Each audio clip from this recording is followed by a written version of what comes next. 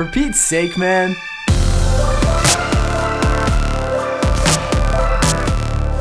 Welcome to this week's episode of For Pete's Sake. I'm your host, Pete, joined alongside Gibby. And What's up?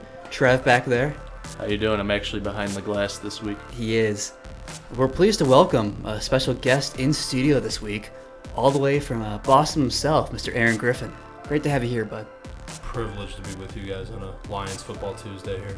Wednesday night. We needed the extra day to recover after that loss. That's what we needed, yeah. Well, today we're going to discuss the NFL, as we always do, give a NBA season preview. Season's right around the corner here. And end with Griffo's Choice, which is a segment led by our guest here. But first, boys, as you mentioned, let's talk about the Detroit Lions and Monday Night Football. Tough loss there. Pete, I'm not going to lie. Things have been rough here for me for a second. You know, the fantasy team has lost 3 games in a row. Michigan State's garbage. The Lions blew it. And, it looked like they were going to win. And I had this little glimmer of hope when the Genesis halftime came on. And then it wasn't even live, man.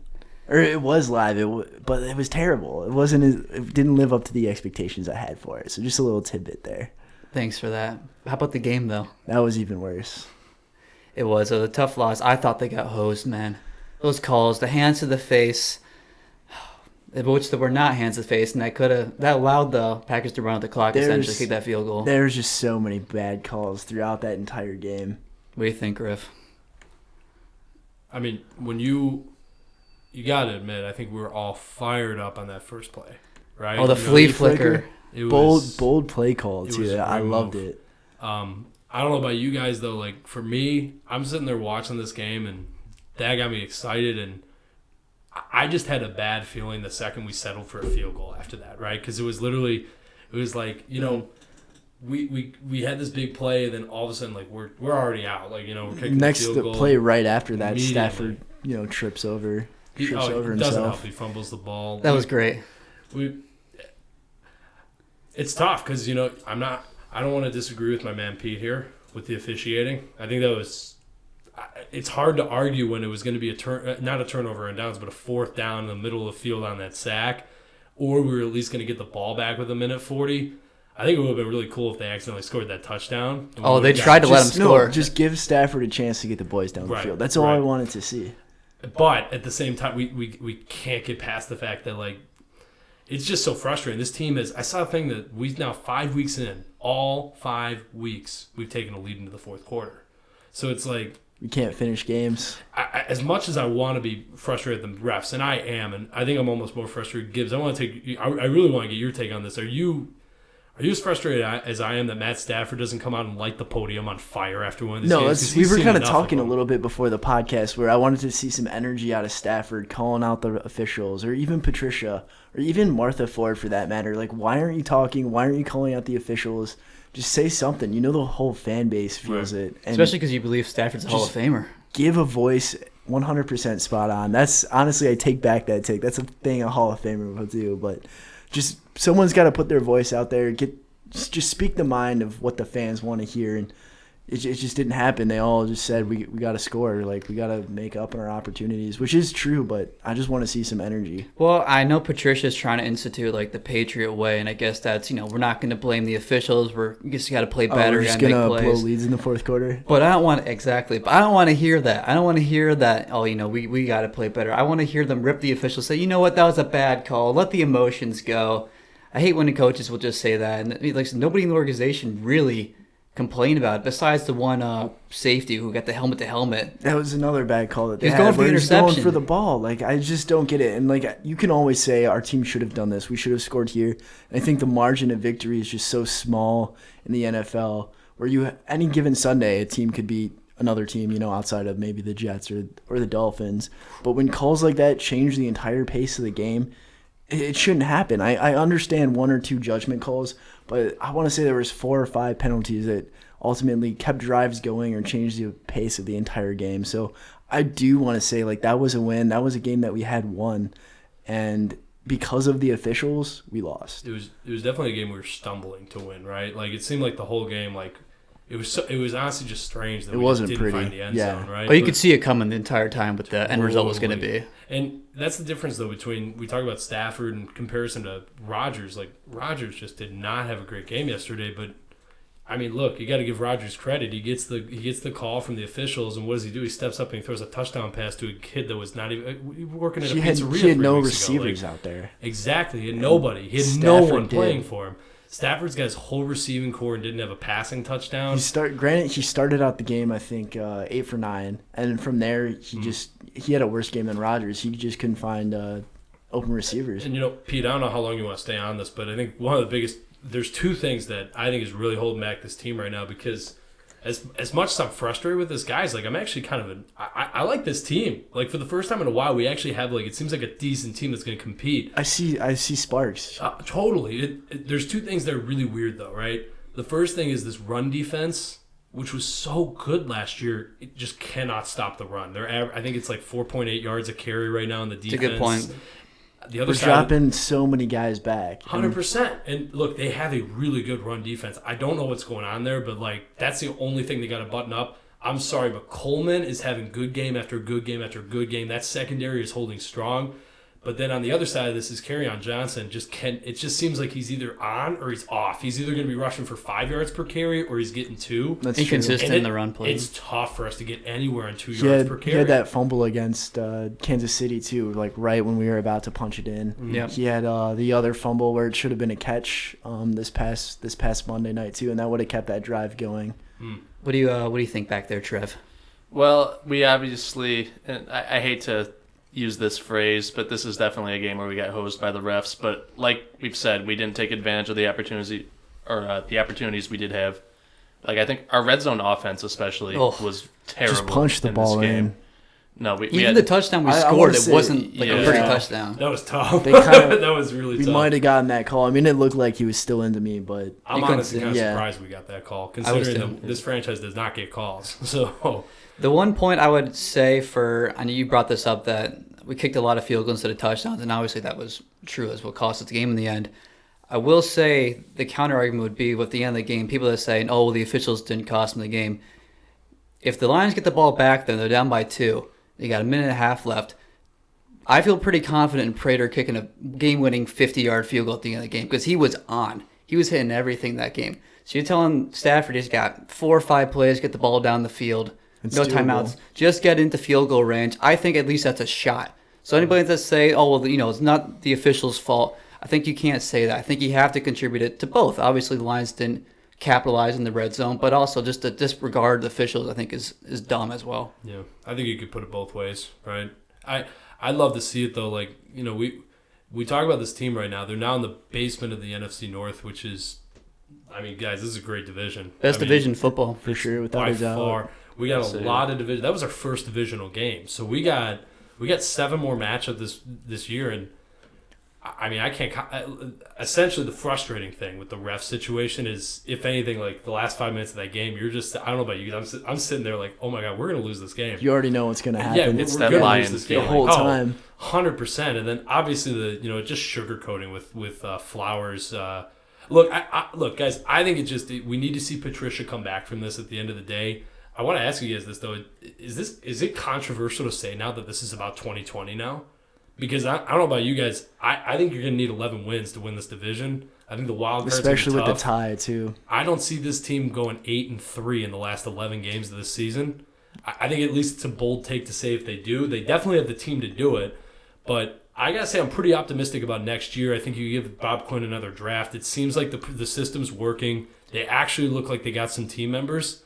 I know, Gibby, you're gonna roast me. You can't give up on the season. You got to stop talking, because yes, I understand where you're coming from, but the division is kind of out the window at this point.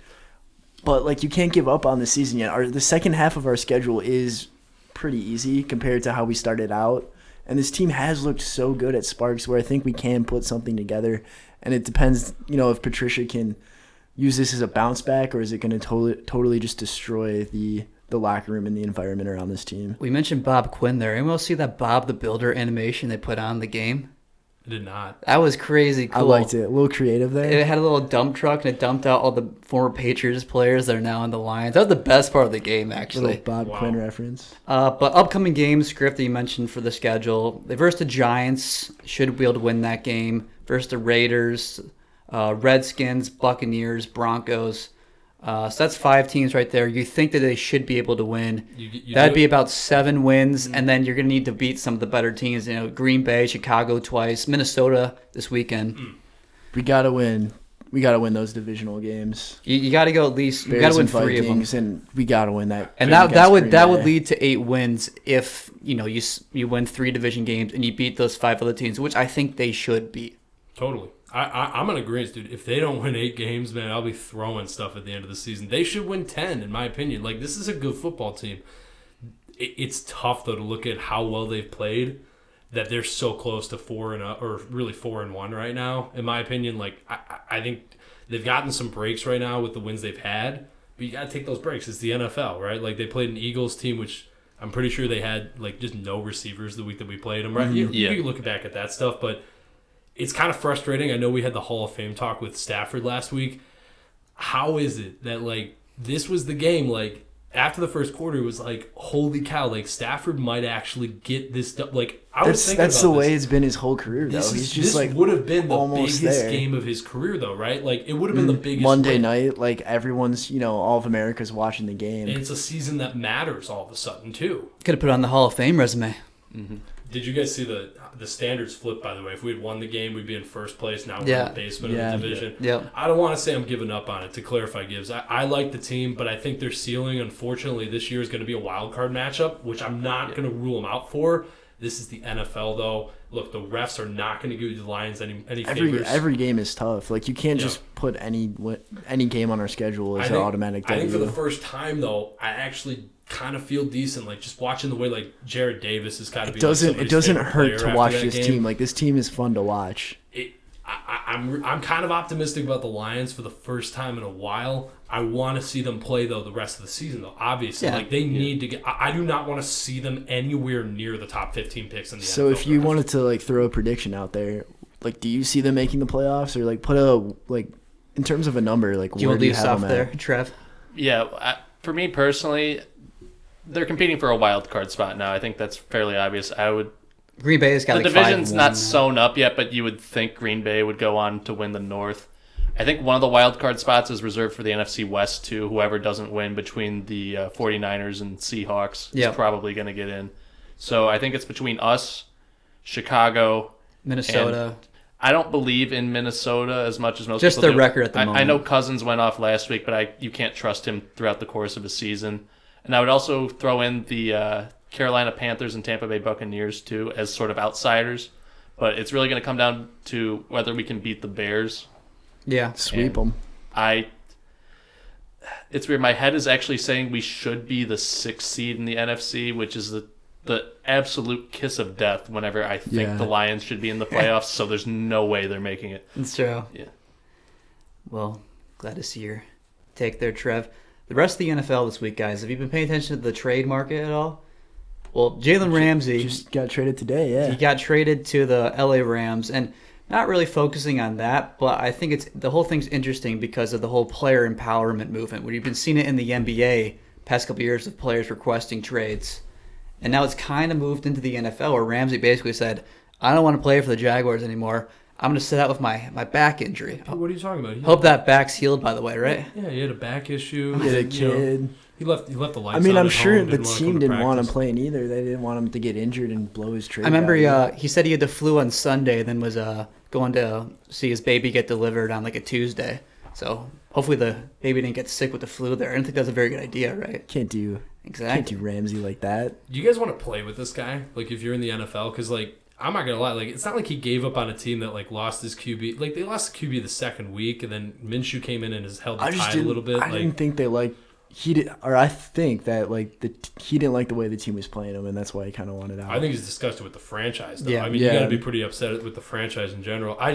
I wonder, like, I think you got to be excited if you're. It's the Chargers, right? The Rams. The Rams. You got to be excited if you're the Rams because like that defense is just looking awesome. I think if you're a Rams player, you got to be excited because Jalen Ramsey's just a stud.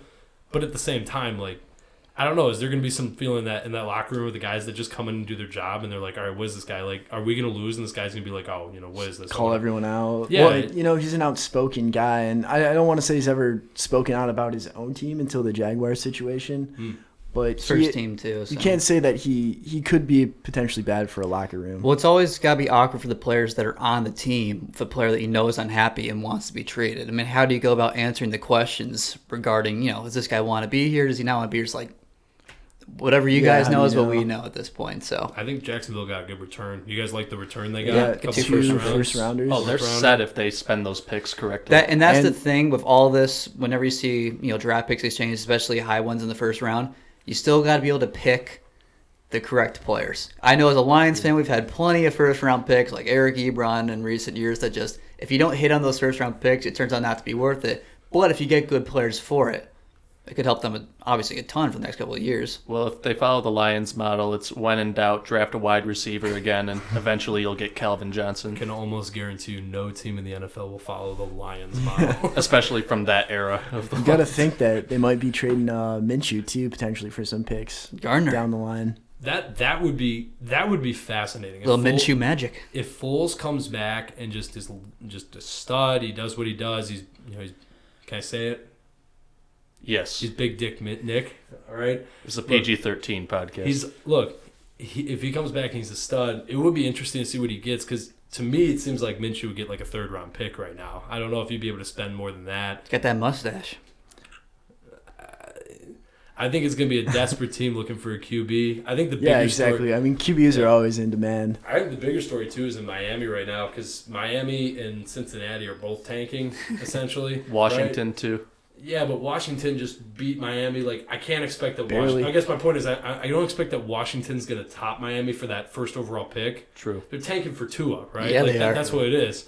What happens if Cincinnati goes out, takes Tua, and Miami's got to find a QB? Like, do you see Gardner Minshew in the Dolphins uniform? No. I hope Just not. no. I hope not. For his own sake. Is Josh McCown still in the league? Oh yeah, he He is on the actually Eagles. is. Yeah, you know he's going to end up there. They Yeah, called well. him back. They had that graphic of like oldest players in the league. And he's on there. Yeah. I'm not gonna lie. I mean, if the price tag is like, actually, as I say, this is probably not worth it. But like, if you could get him wicked cheap, I would not mind the Lions picking up Minshew as a second string guy. Because like, is he gonna be good enough to start on another NFL team? I mean, that's been our problem. We don't have a backup quarterback if Stafford goes down. And no one. I kind of like the We're moxie. screwed. If he wants to come here and work, Patricia's going to put him to work like a dog. If he wants to do that and not play, I kind of like him for the locker I room. mean, there's no way. There's no way. Just like there's too much value that Minshew would get out there for us to like do anything All with right, that. we could drop this topic, but I do want to say it'd be kind of fun to see a Gardner Minshew, Mitchell Trubisky battle in the preseason. I can actually see that though. Like the Bears are the one team that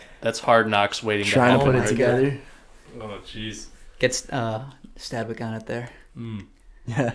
Oh, well, what do you guys think as the Lions finishing the year? Because Trev said it. You said, what did you say the record? you said I'm 16. going to say they're going to be 10-5-1 and just sneak into the playoffs ahead of a bunch of 10-6 teams. Watch them tie another game. The tie. Oh, that would absolutely screw them. Like the Packers at the end of the year. Aaron you know Rodgers that'll sitting on the happen. bench. Yeah. I'm gonna go with the same thing. Go 10-5-1. I'm gonna say they're gonna get 9 wins and they're gonna miss the playoffs, but it's gonna be Probably close. a safe bet there. In and around that win range between 8 and 10, I think.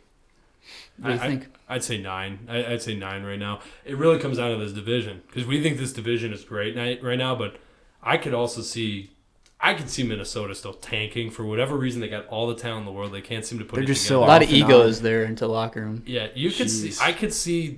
I could really see the Lions and the Packers just feasting on this division for whatever reason, just because it seems like we have the best all-around teams that are going to be consistent at least. But I think the Vikings are still a better team than the Lions are today. Talent-wise, They just got to put Yes. it together, and they haven't really done that yet this year. Well, other big football news this week. Big week for Michigan State here as Connor Cook, number 2 pick in the upcoming XFL draft, number 2 overall. Vince is back, baby. I want to say that's the best news I heard out of East Lansing for a long time. It says he was drafted by the Roughnecks. What city? I do not know, but just the Roughnecks. I like it though. He's going It's to a good play move. another league. He's going to take his talents to the XFL. Ever since he grabbed that trophy in was it the Big Rose Ten Bowl, championship Big Ten game? Oh, championship? yeah. It was the Rose Bowl, I think. I have it for you guys. It's the Houston Roughnecks. I like him in Houston. Sure, the city of Houston's excited about having an XFL team, especially in the midst of this playoff run for They got themselves a franchise quarterback. Well, who'd you rather have, Deshaun Watson or Connor Cook? Connor Cook, obviously. One of them has a Big Ten championship. One of them has a Rose Bowl. Well, one of them also has a national championship. Yeah, but it's the granddaddy of them all. It sure is. But congrats to Connor Cook there. You guys going to watch the XFL, by the way? I Yes. mean, like, if it's on, Trev is. you got to watch some football. Like, if they throw it on during, like, after the Super Bowl's over, like, Dude, why not? Whatever Cook's doing at, what is it, the Roughnecks? The Roughnecks. Whatever he's doing on the Roughnecks has got to be more entertaining than watching Mark D'Antonio trot out there with this squad every week. God. Like, this is just such a rough game. Yeah. I come back. I'm unemployed now. I leave Boston. I come out here to You're watch on a podcast, man. You're not unemployed. Yeah, come on. That's fair. You're on we're a gonna world tour. Get some royalty checks from the plays we'll get on here. But let's be honest. I come here to watch some football with the boys, and it's not even football. Like, they don't even score. Just can't even. Yeah, they can't score. They can't put put up anything 10 together. points in the It's- last 2 games. We and- put up as many There's- points in the last game as they did. yeah. There's talent on this team, and we just can't do anything with it. You know Mike Valenti, local. I think we aspire to get the show course. to where Valenti's is today. We'd love a little 97 or The ticket. 97 won the Right. ticket. For all of our national listeners, it's the local kingpin of Detroit talk sport, radio sport talk, or whatever it be, talk radio. Mr. Valenti had a great point. He just said, like, I'd expect he would expect D'Antonio to win 2 of these 3 upcoming games just because he's got a decent team. He's a great coach. Like, you'd expect something to happen, and I just disagree with that. I don't expect him to win any of these games because he has no business doing it, but I expect him to compete. He can't even score touchdowns. This is just, it's embarrassing right now to be a Spartan. It's been a rough fall between the Lions losses and just MSU, and I'm just looking forward to basketball season, man. Yeah, I mean, we're going to end up in the Little Caesars Pizza Bowl somehow as like a 6-6 team. Detroit. I do gotta say, I'd love to see this team as bad as they are somehow beat Michigan because that'd just be hilarious. It's all we're playing for. They at this will point. show up for that game. I don't know if they'll win, but they will show up. Well, they'll Any show kind of up as- rivalry game. Yeah. Them showing up has nothing to do with Lewerke throwing a ball. Like, it's just True. It's just a matter of like, let's move on from this, right? Well, Gibby, I think we should. We're getting a little worked up here. But Gibby, you mentioned your favorite sports coming up. What sport is that? A little bit of basketball. Basketball season, both NCAA and NBA. But the Of NBA, course, yeah. NBA is right around the corner. We've been talking about it for a few weeks here. I think it's time for Pete's NBA predictions for this season. You guys ready? Yeah, what you got for us, Pete? We're going to start out with the standings here. Western Conference first. Going number 1 seed, Denver Nuggets. Big season for them Ooh. last year. Out of the West. I think they got a really deep team. You can see other teams, resting some players. Going Denver Nuggets with the Joker. They're a regular season team. They too. are. So, they'll have like probably like 64 wins or something around there. That's what I thought. Number 2, I put the Clippers. I like that defense with Kawhi and Paul George. I think they will rest some players at some point. Kawhi will rest. But I like how deep that team is as well. And Lou Williams, Montrezl Harrell, and the team. They're very good last year without these 2 guys. So I think they're going to be number 2 seed out there.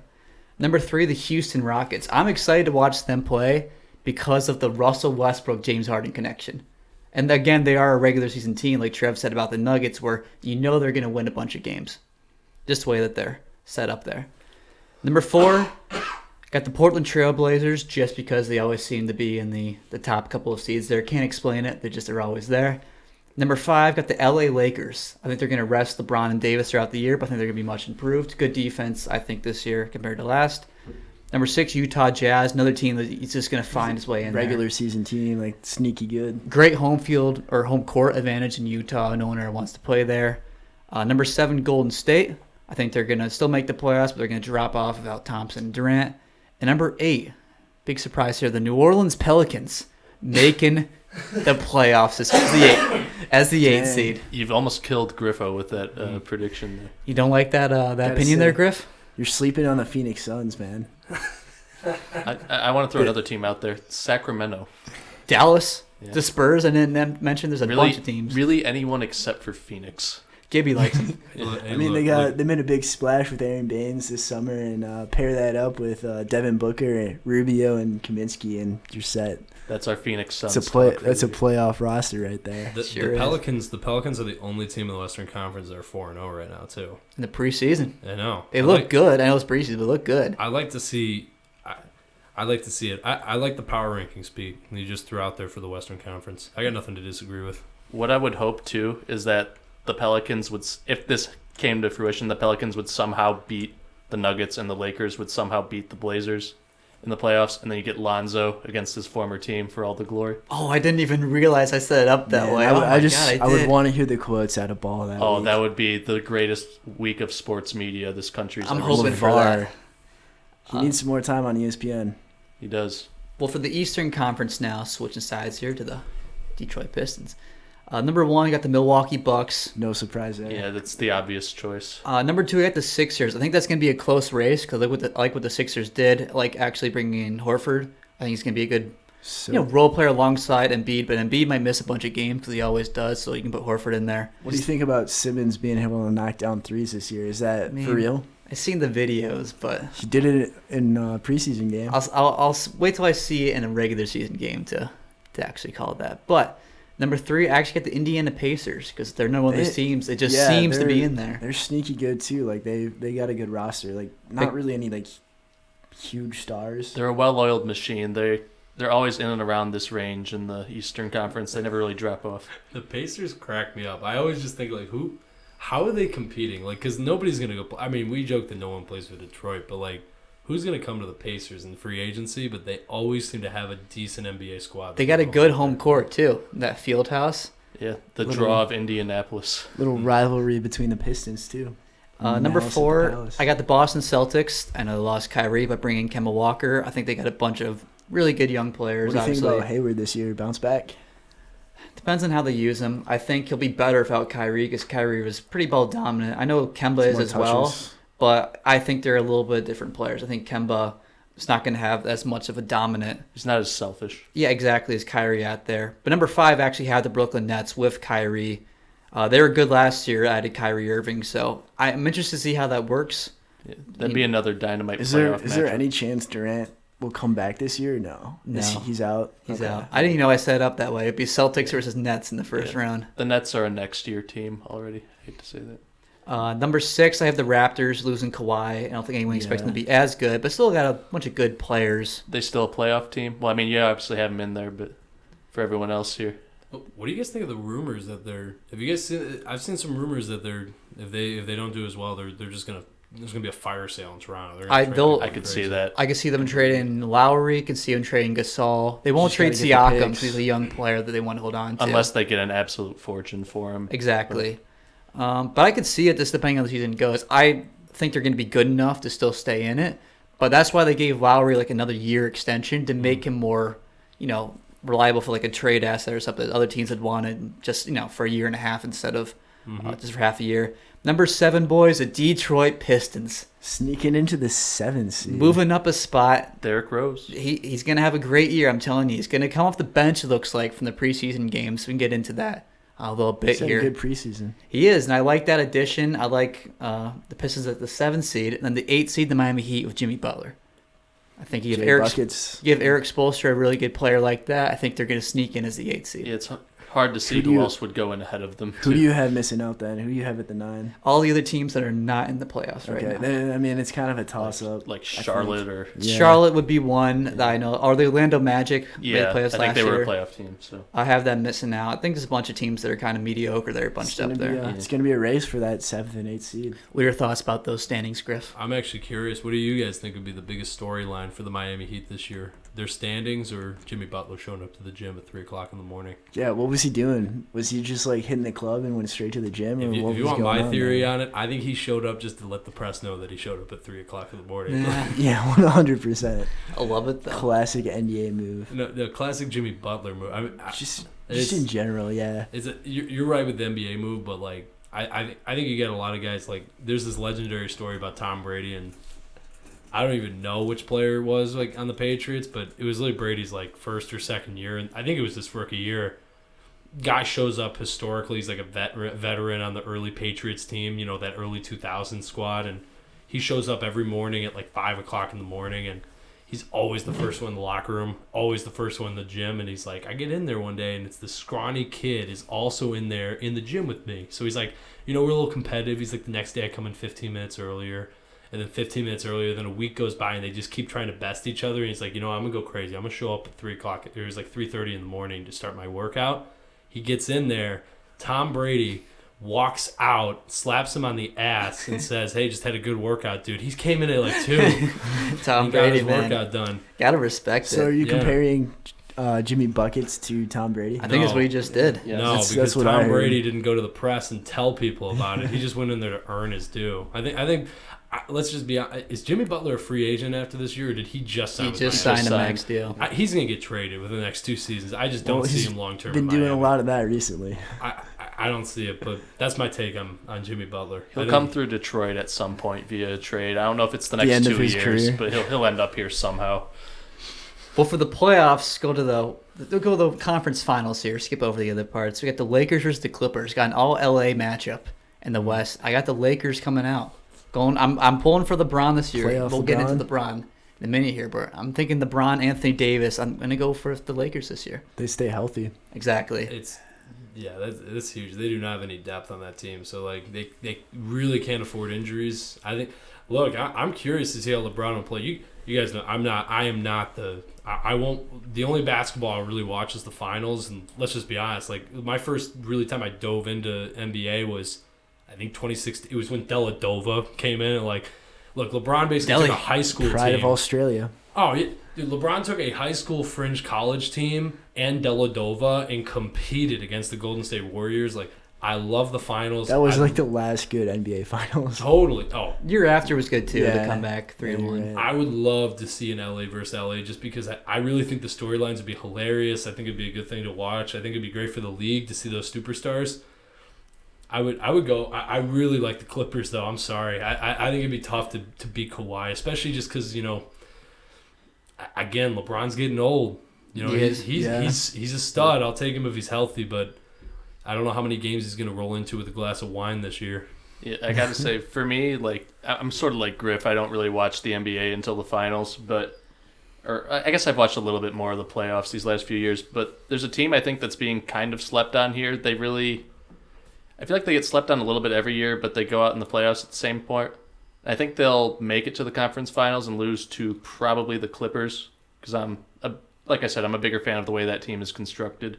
But the Portland Trail Blazers, Damian Lillard can elevate in the playoffs. I just don't know if the rest of that team's good enough to really give them a good finals run. Yeah, I had them losing to the Lakers in this just because I don't believe in the team overall. But I agree with you on terms of Damian Lillard. The problem I have with your pick, and it's not even really a problem, it's just that I think they'll meet earlier in the playoffs than the conference finals. Because at least one of those teams is going to have some betting in issues during the regular season. So they'll probably meet as like a 1v4 or like a 2v3 or something. Well, for the Eastern Conference, we had the Bucks versus 76ers. I know that's not as exciting of a pick, but they're the two best teams, I think, in the Eastern Conference. I mean, the only other team you can really make an argument for, I feel Pistons. like, is Indiana. Pistons. Yeah, obviously.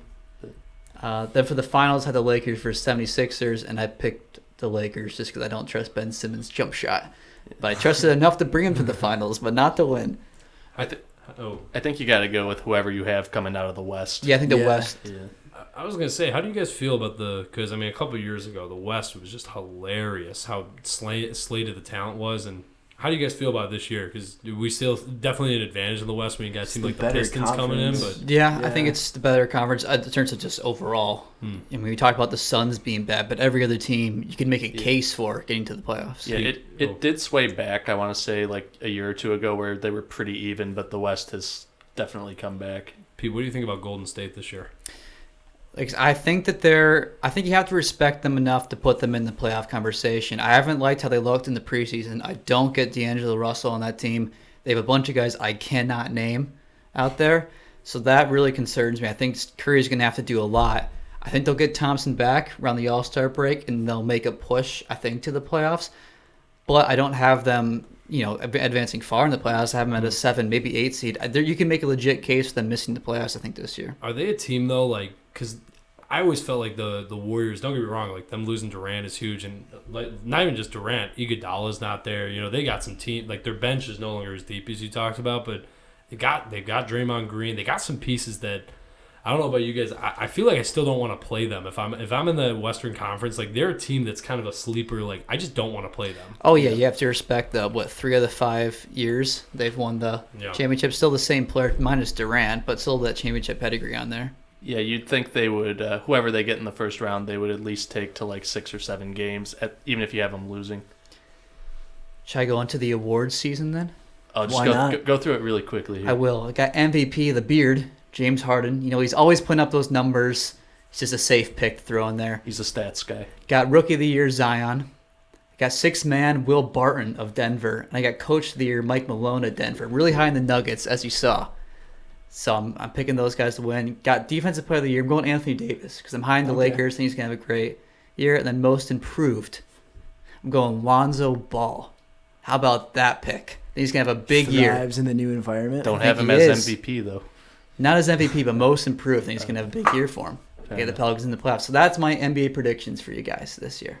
How do you feel? I think Vegas had the Pistons at 37.5 for the over-under in wins. I think you're going to win more, maybe like 41, 42. Okay. More of that 7 seed. Yeah, I think 39 wins probably gets you into the playoffs in the Eastern Conference, so they'll probably be like, there's 82 games in a season, right? They'll probably be like 41 and 41. But perfect. That sounds like a Pistons team. Yep. Favorite quote though so far, I think is Derrick Rose. I know it was Derrick Rose. He said, you know, my career, he's like, I still don't have that championship ring. That's why he came to Detroit. That's why he came to Detroit. Love it. We'll leave it at that. You do not want to play the Detroit Pistons in the playoffs. Well, you got Derrick Rose on a ring hunt. I mean, you learned that last year when we got swept in 4 games. It'll be fun to watch them this year. Should we move on to their final segment here? I believe so. We got Griffo's Choice. Griffo, This is your choice for the segment. Yeah, whatever you want to talk about. I'm excited about this. I just wanted to throw a few questions to you, gentlemen. Because I'm a big fan of the pod. I really appreciate you guys having me on. Hear it, as long as you're not putting me on blast or anything. No. I'm going to start with I think it's a pretty good one. We're talking about the college football playoff, actually, as we kind of move into irrelevancy with MSU.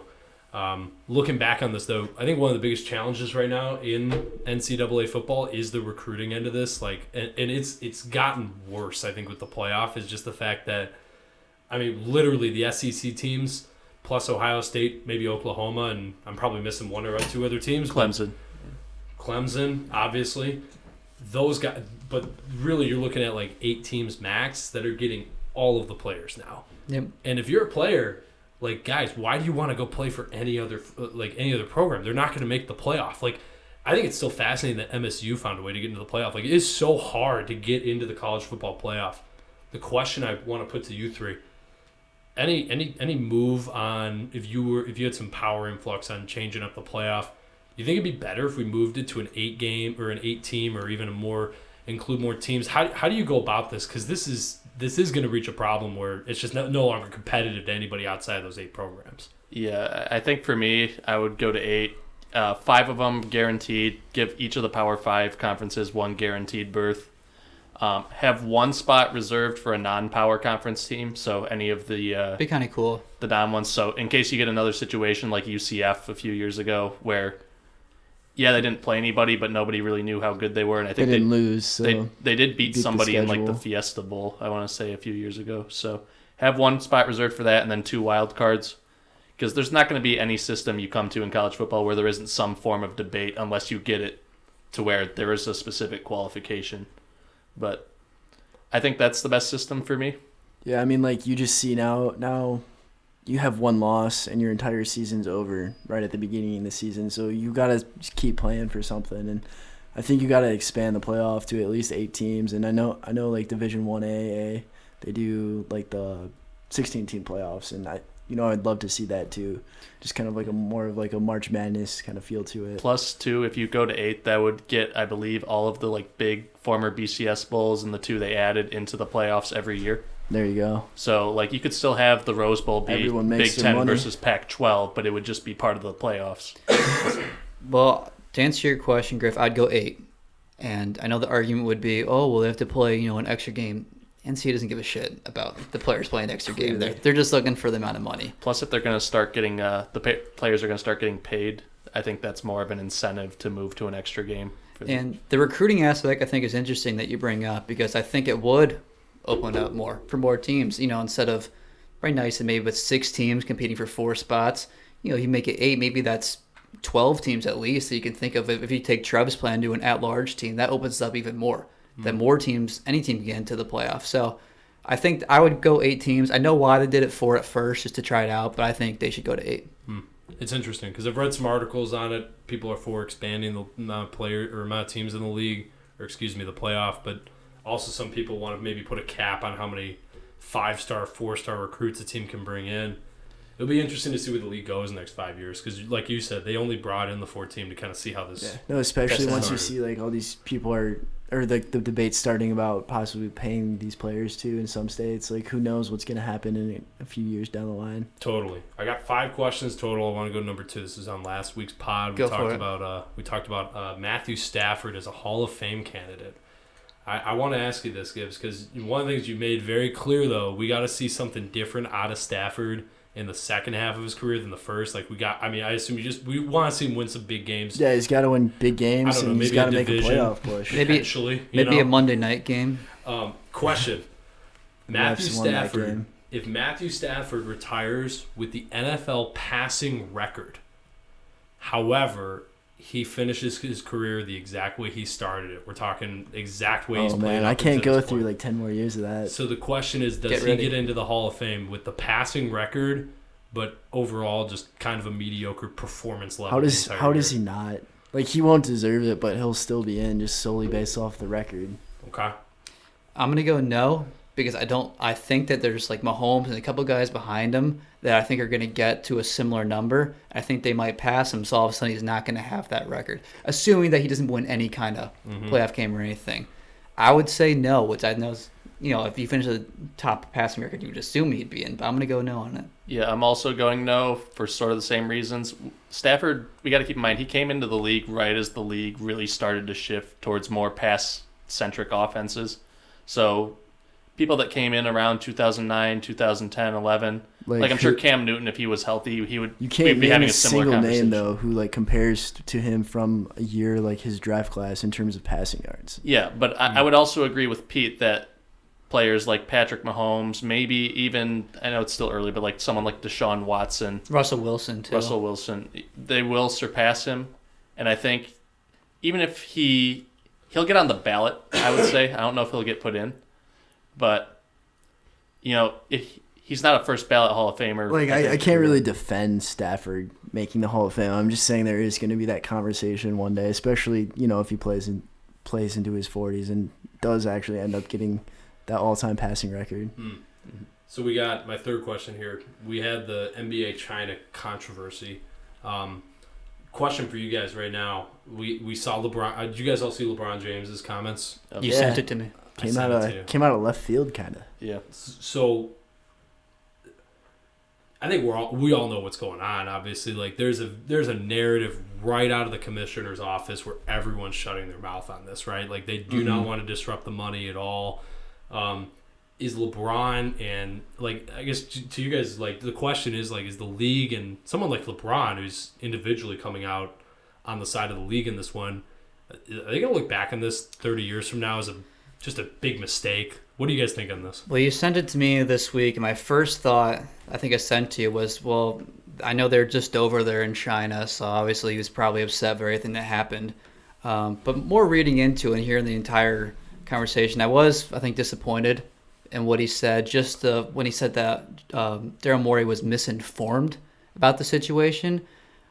I don't think that was really, the case. You can argue maybe it's not a good way to like come off. Yeah, maybe you shouldn't have tweeted about it, or you say, yeah, maybe it's not the best timing or something. You can make that argument if you're LeBron. But I think the idea of saying, a person shouldn't be able to tweet something out or say something in support of, people, in China, just the whole entire freedom of speech idea. You can't come out and support players that are doing that and then shut down the general manager who's doing that. I thought it was a bad look for LeBron. I was unexpected, like you said. It came out of left field. I did not see that comment. I thought he would have been saying, "I support Daryl Morey." Especially as someone who's like come out so outspoken for like social issues too. I'm kind of surprised he didn't just push the narrative. You know what? You guys have seen what's going on in the league. Like, I'm just not going to comment on it. That probably would have been the best thing to do, because that would have protected his bases and also had protected the business aspect of it, which obviously is playing a factor here, like you mentioned.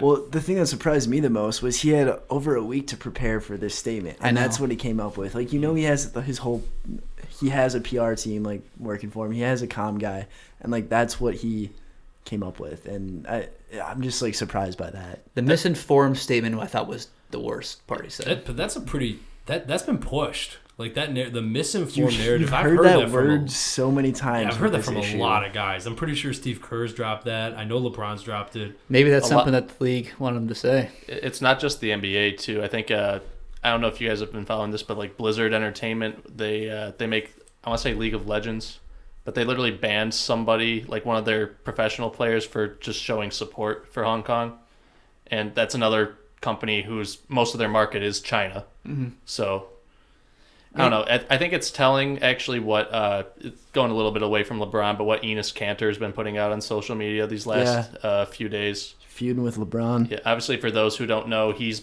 basically like an international fugitive at this point for what he said about Turkey and Erdogan. And it's just a reminder that even though we live in this country right now, freedom is not free.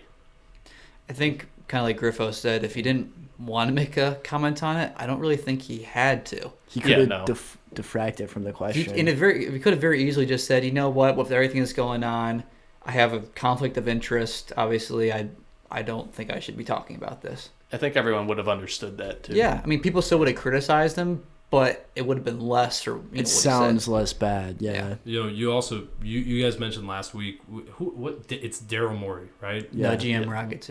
When you guys were talking about how he came out and he apologized for his tweet after, and like I think it's fascinating because like there's no way that apology didn't come. I mean, for lack of a better expression, that did not come without a gun to his head. Like I really think that. I think the league I think they would have fired him. Probably the if league. He didn't come out. Probably the owner as well. Oh, I think the pressure came down on him to get rid of this, Absolutely. get it out of the headlines. It's just one of the most bizarre things too. Oh, it's like a six word tweet just caused all of this. Because there's just no way. But you're seeing, you got to almost be, it's not that it's impressive because that's not the word, but it's really crazy how just streamlined everyone in the NBA is just lining up in the defense of this. And it's kind of crazy we haven't had anyone go rogue, at least just to say like to me the no comment would be kind of like disagreeing with this, but like, hey, I'm not gonna, because if I'm Morey too, like how many shoes is James Harden selling in China? Like this is not only a national or an NBA issue, this is a Houston Rockets issue too. Like you could create some huge issues in terms of the monetary reasons. I thought it was interesting. You guys also have anything to say on this? We're good. I think we've said what needed to be said. I love quick fire it here. Let's go. I love this quote from South Park. They put out like making fun of this. Oh, their episode with they man, I gotta catch up on the new season. It said, like the NBA, we welcome the Chinese censors into our homes and into our hearts. We too love money more than freedom and democracy. So I had to throw that one out there. That makes sense. Of course. That sums it up. All right, last two ones here. So this one's kind of fun. Who's more uncomfortable, Kershaw in a playoff game or Gibby and Pete on the hockey section last week? Pete's no. Definitely me trying to talk hockey. I was about to say, in any normal circumstance, it's Kershaw, but it's definitely me trying to go solo on the hockey. Not my natural environment. Still got Zetterberg out there? Is he? He's been retired for a few years now. I can tell you Steve Eisman's your GM, but that's about as deep as my knowledge goes. Like I told you, I'll see you in April or whatever. Those playoffs start. I'll watch the playoffs. Oh, yeah. Don't expect much regular season hockey coverage coming up. Some great hocky predictions on the last podcast. I'm just poking some fun at the gentlemen here. Go Wings. Avs over Maple Leafs. We applaud our listeners. But real quick, just to actually, this wasn't in my notes, but almost to close on this, like guys, the NLCS here and the ALCS, we still got the Astros and the Yankees going. Is it just another slap in the face to the Detroit Tigers that three 3/5 of their rotation is going to be represented in the World Series Verlander this and year. Scherzer could literally be pitching Game against one. each Did you other in guys see game one of the Did you World guys see the Series. Anibal Sanchez Yeah. Scherzer thing? Like Yeah. they both took no hitters, and that happened exactly the same way in Boston. Like, Yeah. and then you could have a chance for the Astros. You're going to have Verlander. And on we the other won side of this. absolutely nothing. Plus, you got Fernando Rodney on the Nationals too. Isn't Andrew Okay. Romine on the Yankees? That's Rodney's his brother. still pitching? That's his brother. Jesus, But man. they have Cameron Maybin. Yeah. So, never a great player, but he's going to win a World Series. You guys watch any of the NLCS at all? I have been a little bit. The Sweet. Cardinals I was On and surprised off. they did not show up that Yep. entire They season. You and got I kind of swept, talked right? about that though. The Cardinals are going to have to be pretty fringe. The Nationals have a stacked team. They just, for whatever reason, they have never been able to put it together. You know what it is? They figured out their bullpen problems. They were relying too much on Drew Storen in the playoffs prior. Yeah, they got rid of him this year, and I think they've moved to. Is Fernando Rodney actually their closer? No, it's don't Daniel know. Hudson. They got him at the trade deadline. It'll be fascinating to see if the Nationals rotation with Strasburg, Anibal, Scherzer, I think Corbin's in there. Yeah, Patrick Corbin. If they end up matching up with the Astros, that's going to be a really good pitching playoff. And again, nobody will watch the World Series because it'll be a very boring World Series. Oh, especially with how the games are managed now too, with teams going to the bullpen after 3 innings as soon as 2 guys are on base. And it's just it prolongs the game more than anything. Well, the 2013 Detroit Tigers live on. They do. They do. I mean, weren't 4 of them on the Red Sox last year? Or Yeah. 4 former Tigers. I don't know if they're from JD was 2013. on there. JD, Porcello, Kinsler, and Price, I want to say, Look at him go. are on that team. I do have to say, I'm proud for Scherzer. Scherzer took a big contract to the Nationals, and he has just produced. We Agreed. used to hear that these big contracts just don't work out. Max Scherzer has been worth every penny the Nationals paid him. A huge contract 5 years ago. This guy's produced every year, and his team has just not been good enough to get there. Love to see him in the World Series. Quick caveat here, too. How funny is it that they got to the World Series without Bryce Harper? I thought that's what you were going to say. It's this pitching, right? Like it's the pitching in today's league. Like That's got to hurt, though. It's pitching, and arguably Juan Soto has been a better outfielder than Bryce Harper. Yeah, and in he's this a rookie. postseason. Yeah. wow. So I do hear, not to go full on baseball, but the ALCS, they got 4 straight games now because the game got postponed. yeah, Well, So they that's got 4 straight games. Oh, to it's a finish up game the series. changer. That's where baseball's fun. Those Yeah. back-to-back games. that series And- is probably going 7 too. And then the Nationals are going to have to rest like 10 days before they're going to play. Mhm. Hopefully, it doesn't do a classic Tigers thing where we sweep the ALCS and then Blow we just it. absolutely blow it in the World Or- Series after having a week off. Yeah, no, it kind of gets that feeling. But congrats to them anyway. That's their first World Series berth for the Nationals. For all our national fans out there. Oh, Yeah. Ryan Zimmerman out there. Is it his last season, by the way? Is that a thing? Like, Forgot see, the guy it's was gotta so- be. they're talking about it like he is. I didn't see that he retired, but I wouldn't be surprised if they win, especially if he just hangs it up, because he's like Mr. Nationals, and what better way to Totally. like And hang the up career. your career? Yeah. Mr. Nationals, dude. That is a title you would not want 10 years ago. No, yeah, but if you go out with a World Series, hey, take it with pride. Legendary. Well, thank you for the questions this week, Griff. Thanks for being on with us. Hopefully I'll be able to join maybe towards the end of the NFL season, and maybe Painting Manning will be able to actually win a couple more games this year and Maybe still make celebrate the playoffs. the fantasy championship. We'll see. We'll have to bring you on for the hockey coverage. Hey, Yeah. if you I'll take boys that want week to, off. yeah, we'll do it when you guys are off. Trev and I can go all in on Of that. course, we'll get Nick Fenchek in here too as well. We'll get my dad in here for Oh yeah, of course. I would love Mr. Griffin on the show. Talk some hockey. He's welcome anytime. Thanks for having me on, gentlemen. Thanks for joining us. That's all we got for you guys Been a this week. pleasure. Signing off. Peace.